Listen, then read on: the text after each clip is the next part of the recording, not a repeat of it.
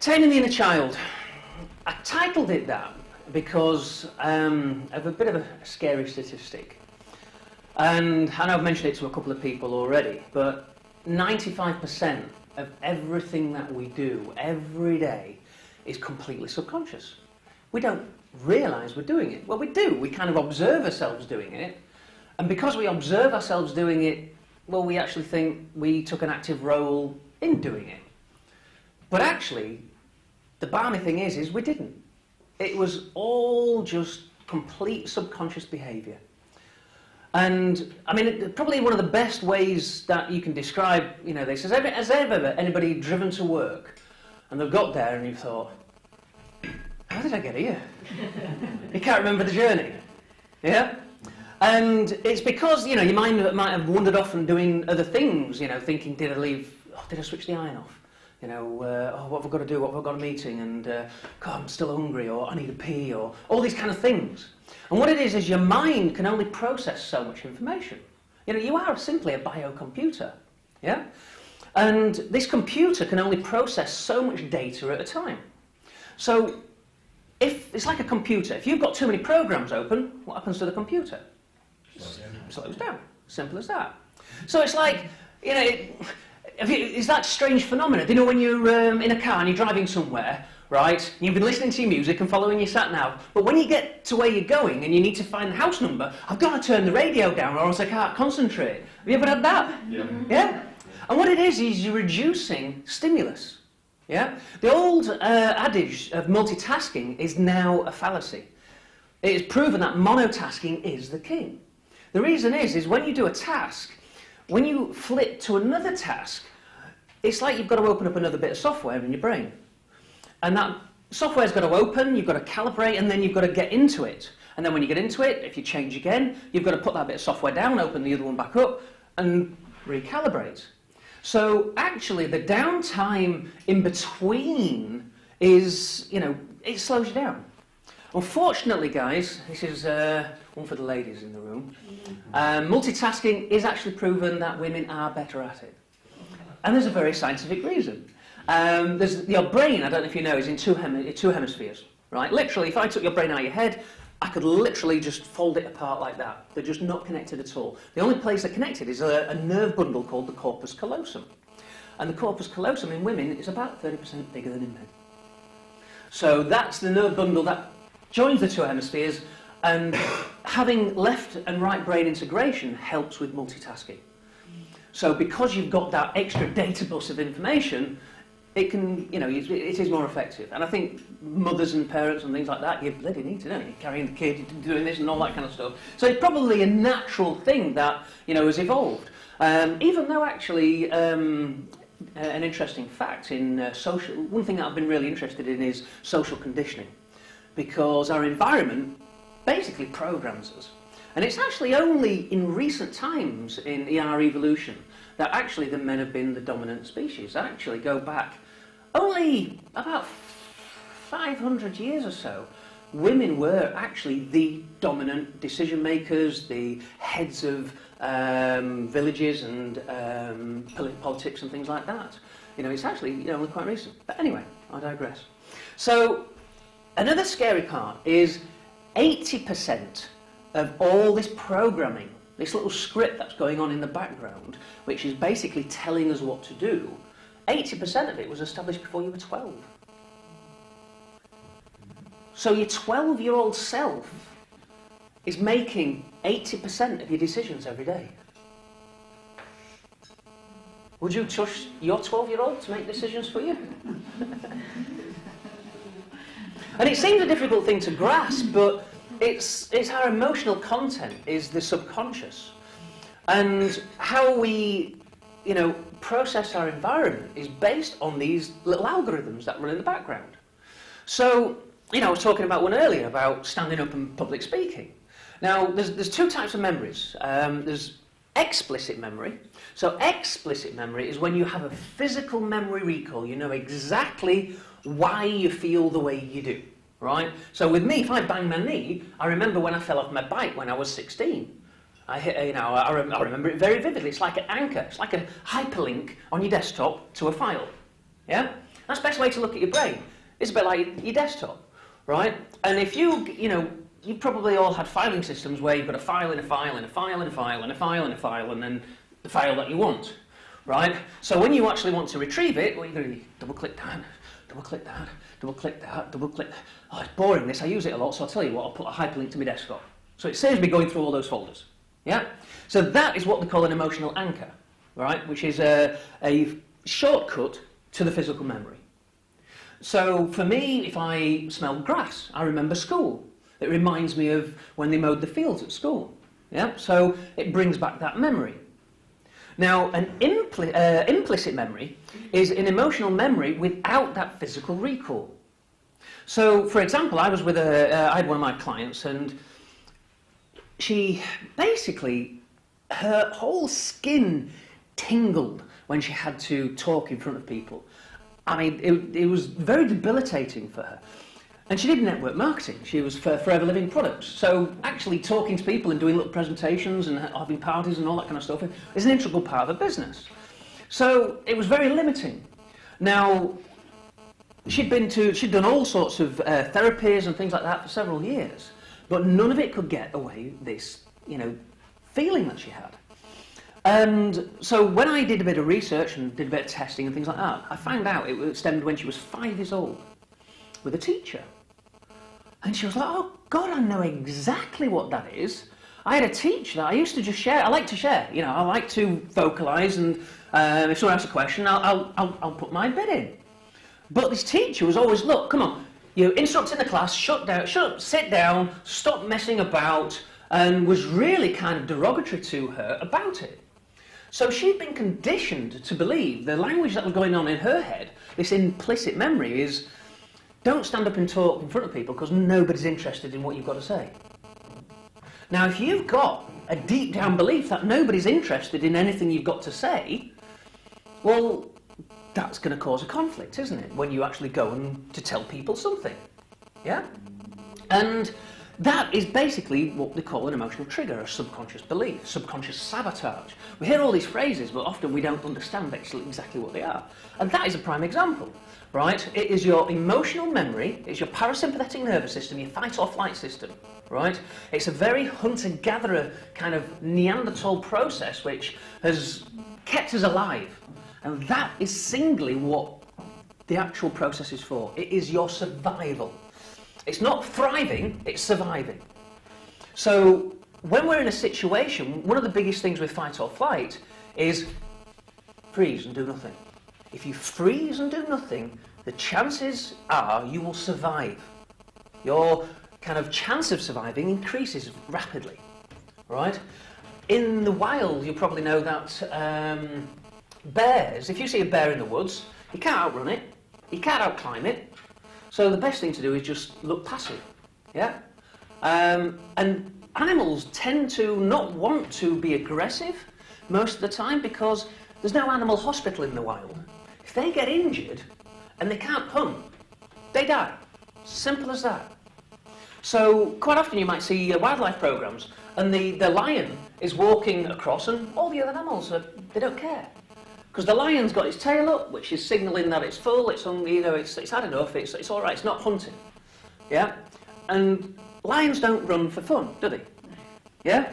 Because if they expend a lot of energy and they don't have enough energy left to hunt, well, they don't live. So they use it very frugally. And our evolution as humans has done the same. One of our strongest and most powerful things of our species is our intellect. Everything in this room was just an idea, a concept in someone's mind at some point in time.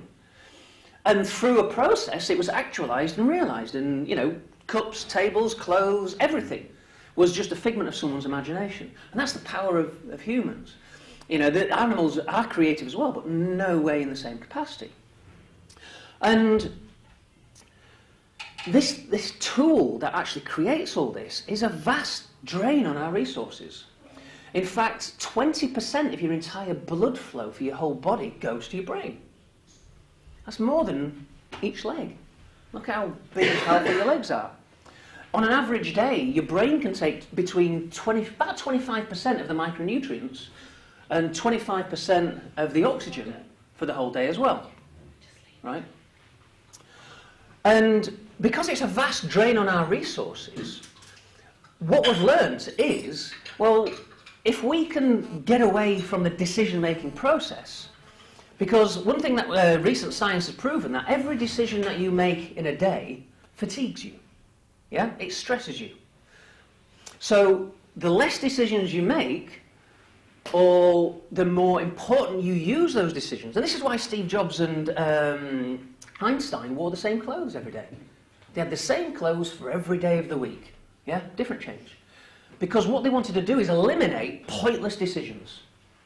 Yeah? Pointless? Yeah. Not for you, it'll be your clothes. That's an outrage. I mean, Einstein and Tesla also took it a little bit further. They actually cut out sex from their lives completely because of their sexual energy. That was, courting and things like that. It's all decisions. It's all putting your energy somewhere.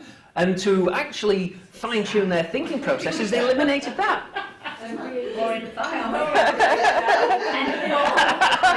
Well, life's not worth living.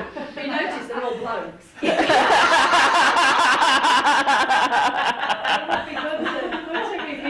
Not multitaskers. Maybe not the best looking ones either, I don't know. Not my opinion. Who's getting it tonight? Remove that decision. So, because it's a vast drain, what we've done is we've thought, right, if we could automate most of the stuff in our lives, we're not making decisions. So a classic example, very simple one, is just, right, put your hands up. Just put them together. Right, which thumb's on top? Left and right. Is that okay? So, interesting study on this. They said the people with their left thumbs on the top are the most sexy people in the audience. Is yours, by any chance, left on top? Oh, it is actually, yeah. Must be subconscious. And people with the right are the most intelligent. Have you got them side by side? Anybody got them side by side? No? Oh well, that's good. They think they're intelligent and sexy. It's all maybe. So, just put your hands apart. Yeah. Jazz hands. Woo. Put them back together. Which one's on top? Same again. Every time you do that, you're not going to think, right, which way shall I put it? Yeah? You don't consciously make a decision of how you're going to do it. You just do it. And it's a default setting. Now, is there any difference between your right thumb on top and left thumb on top? In reality, no. There is no difference at all. But if you put your hands back together, right, now what I want you to do is I want you to move all your fingers one notch up, so actually your right thumb's on top and all the other fingers are correctly corresponding. Have you done it? Mm-hmm. Yeah? I mean, some of it's like, you've got to think about it, haven't you? You've got to look at your hands and go, right, how am I going to do this? Now, how does that feel? Weird, doesn't it? It's awkward. Definitely. Yeah? It's like, if you go back, you're like, oh, that's better. Do you know what I mean? It's better. Yeah. So that's, in essence, a very, very brief description of your comfort zone. Yeah? Your comfort zone is things that are just normal to you, regular to you, right? The challenge is sometimes your comfort zone, there's things in it that are uncomfortable. But we don't do much about them because we're actually scared of what's outside the comfort zone. Being uncomfortable, feeling awkward. Yeah? Now, the trick in life is quite often to do something for long enough, because if you hold your hands in that opposite position for several minutes, after a while it becomes to feel normal again. Yeah? You condition yourself to accept it. So in life, it is all about pushing those boundaries, kind of exploring what your triggers are, and you might have heard the book Feel the Fear and Do It Anyway, yeah? Which is great to a certain level. But if you've got some severe triggers in there, it doesn't work. It just makes it sometimes worse, yeah? So in essence, what you've got to do is, tackle something for long enough to make it comfortable. Once you make it comfortable, you expand your comfort zone. So everything that happens to you as a child and throughout your whole life is a conditioning process, right? one classic, sort of like description of this conditioning process is how they train elephants in circuses. And it's a very simple process. They get a baby elephant, they put a big metal stake in the ground, get a nice sturdy rope, tie it around the elephant's leg, right? And the elephant will like, I'm going to wander over here. Oh, right, I can't make it. And then it will pull on against this rope and it will tug and it will do all sorts. But it's so secure it can't pull it out. It's not strong enough. Yeah? Now, after a while, it gets fed up. It thinks, well, it's futile. Pulling on this, I can't escape. It won't happen. So it accepts it. It gets to the point where it just accepts the fact that no matter how hard I pull on that rope, it is not going to let me go anywhere else. Now, as an adult elephant, you can just put a little wooden stake in the ground, put a little washing line round its foot, and it will stay there.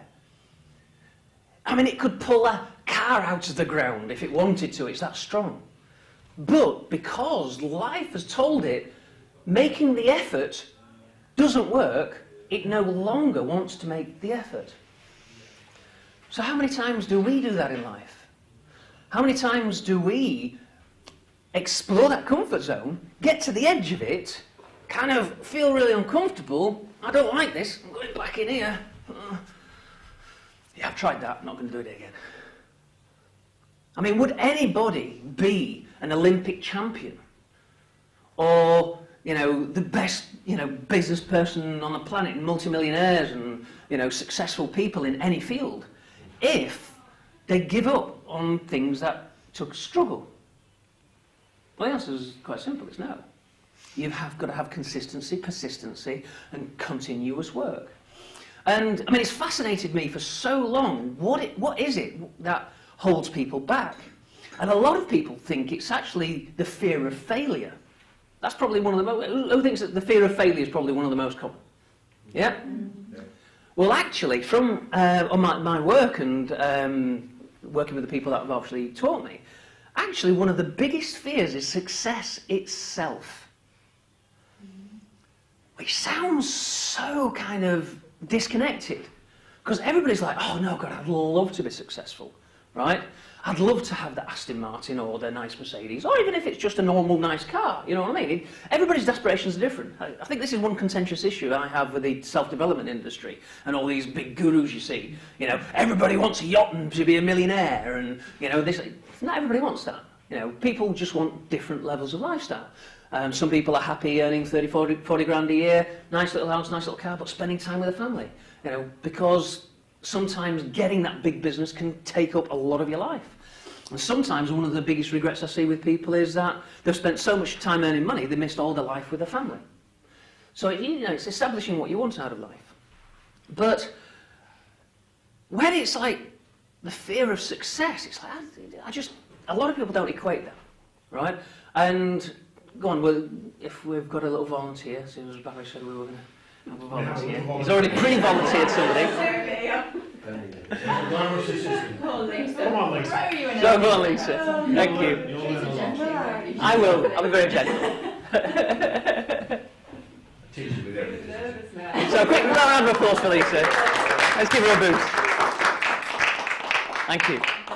So, what we're going to look at is a phenomena which we played around with earlier. Yeah. And it works on your parasympathetic nervous system. So your nervous system is what they use, that's what they leverage in a lie detector, right? So we're going to find what's a lie for Lisa.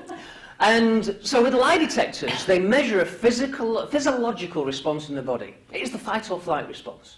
So fight or flight, you're getting ready to run or fight for your life, yeah? So what do we need if we're going to fight or run? We need energy. Yeah? So that thing that facilitates that is adrenaline. We've got the adrenal gland. Yeah? And it dumps adrenaline in the body, and that's like nitrous, right? And what it does is it actually tells your muscle cells to take on more glucose, right? So it's got more usable energy at the time. One other thing it does, well, it dumps cortisol in your body, the stress hormone. Now, you've just had a breakfast. Now, anybody that's eaten a lot of meat, protein is really difficult to digest. Anybody's had a big Sunday lunch, and afterwards everybody's knackered, aren't they? They're all falling asleep, right? The reason is to digest a heavy meal, it's the equivalent of a brisk walk.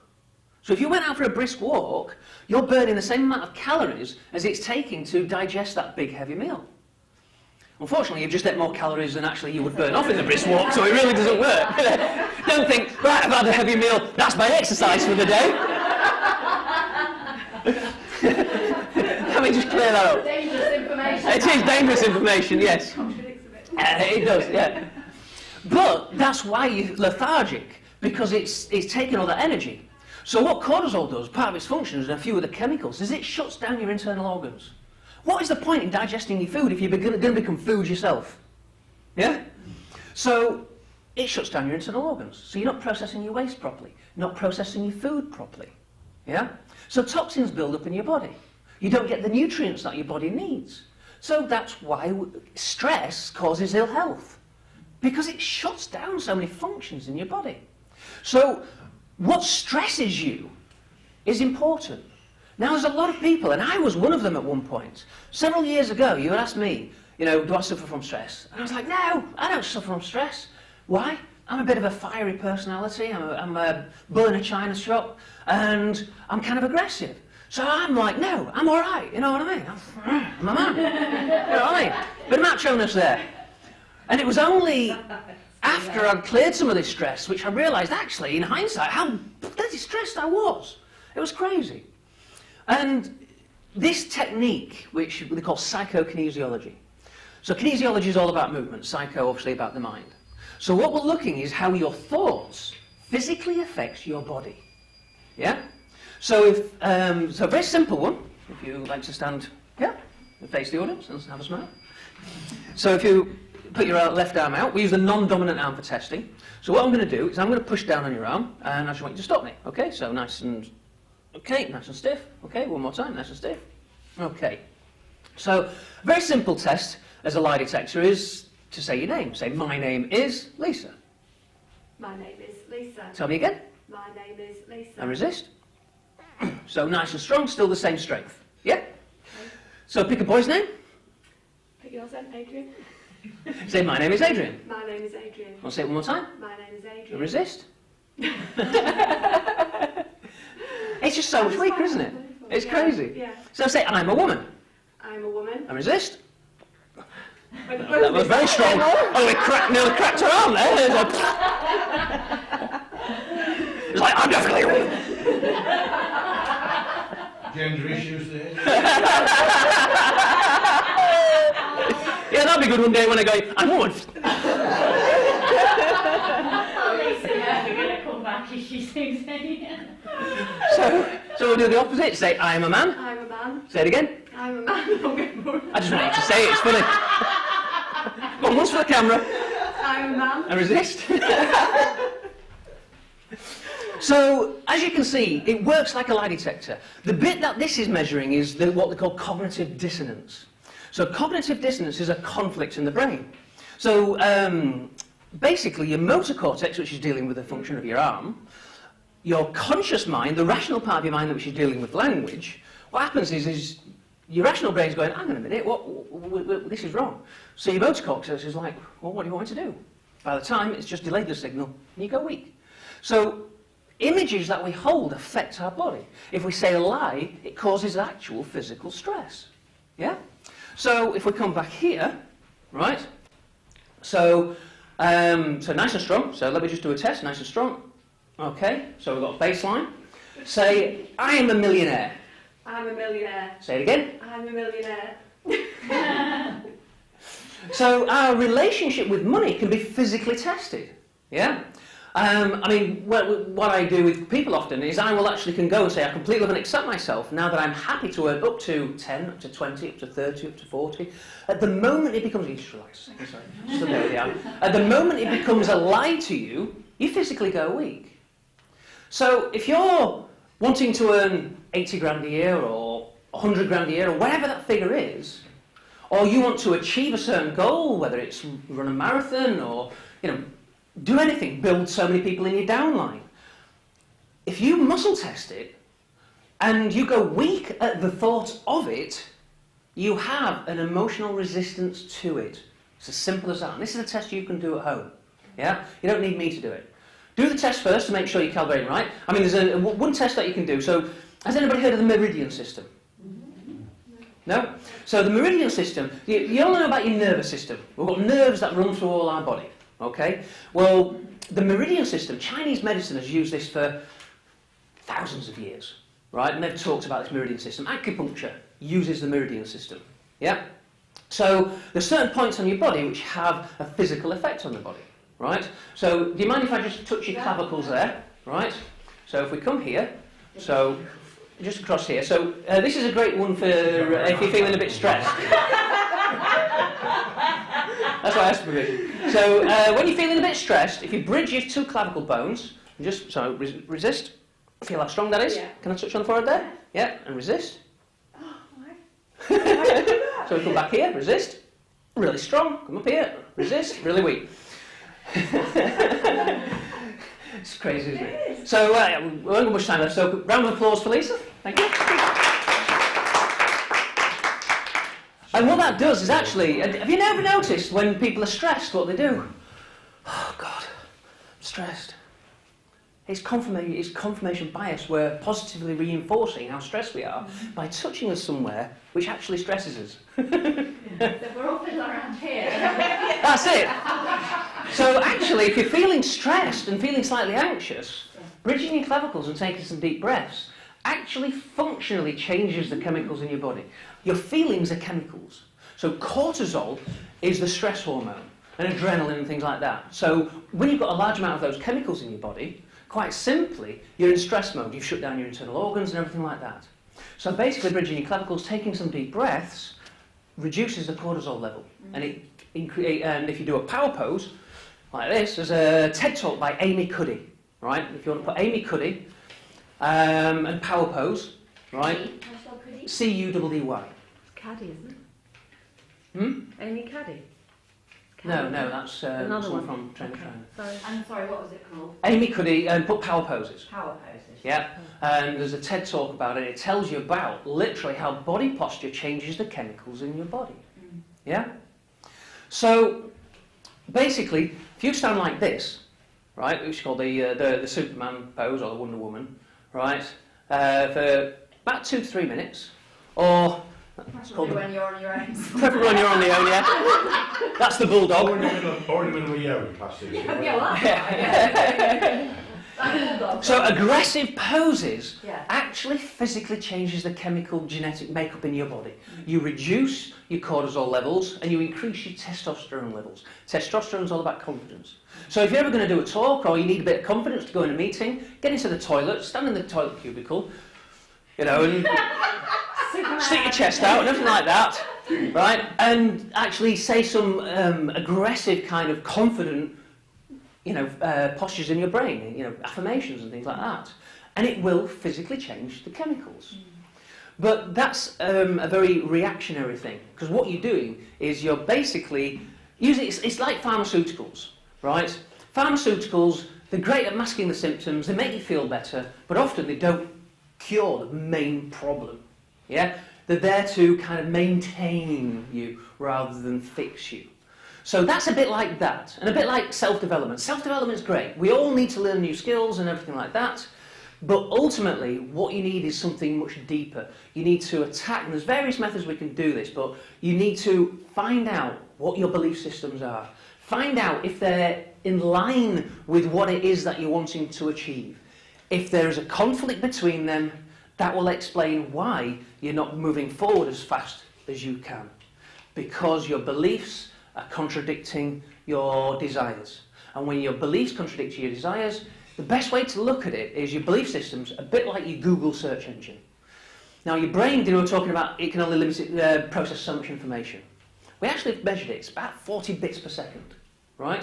Your subconscious is 40 million bits per second. So it's 1 million times more powerful. So actually, the question you're asking yourself and you're confusing yourself about to the answer, your subconscious already knows. The difficult bit is extracting the answer and getting it past what they call the monkey mind. There's a one called the chimp paradox, a TED talk as well, which is another fascinating one. And it talked about the amygdala, the animalistic part of our brain. And that's all about survival and fight or flight.